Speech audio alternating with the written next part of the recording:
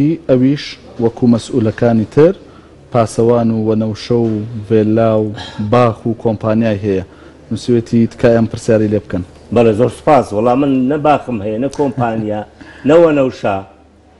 من لەو ماوەی ڕابردوو 2 سیارەی خۆم ئەوەی کە لەگە خۆمە فرۆشتومە و من دوای ئەوەی کە ئەم کودەتایانە لەسەر کردین فرۆشتوتە بۆچی؟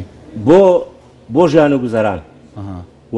و من 8 ساڵیشە کرێچیم لە گەڕەکی عەلیناجی لە تەنیشتمانی کاگنەوشێروان دەتوانی بچی بۆ خۆی بپرسی.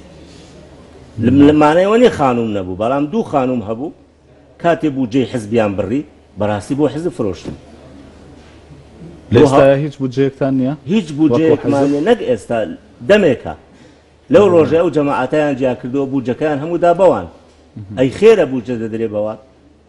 باشە ئێمە کەممان کردووە ئیدارەدانی حیزبێکی سیاسیش ئاسان نییە وانە یعنی هیچ سەرچاوەیەکی مادیتان نییە یان هیچ هاوکاریەکتان نییە؟ ئێستا کەس نیتی. ئێستا ئەوە 2 ساڵ زیاترە بودجەی هەندێ هەموو حزب بڕاوە هەندێ حزب بژێر بەژێری لە پارتی وەری دەگرن ئەوانەی لە پارتی نزیکن. باشە هیچ کۆمپانیایەکیشتان بۆ لە ئەم تەعاملە لەگەر حزبەکان بەکاردێ یعنی تەعاملی ئەوەی کە بانێک و 2 هەوە ئەوەی لە خۆی نزیکی بە دزیش بیداتێ ئەوی تر بەڵام بە ڕەسمی 25 مانگە بودجەی هەموو لایەنەکان بڕاوە و ئێمە شەروە و هەموو لایەنەکان وەزیان خراپ.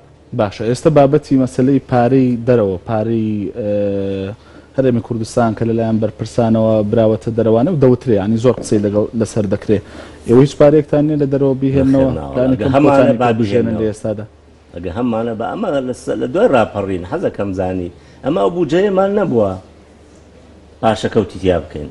دووش ئێمە هیچ نزیکی بازار و پرۆژە و بەڕاستی بازرگانی نەبووی کاری سیاسیمان کردو لەبەرەوەی بۆم پێم گوتی یانی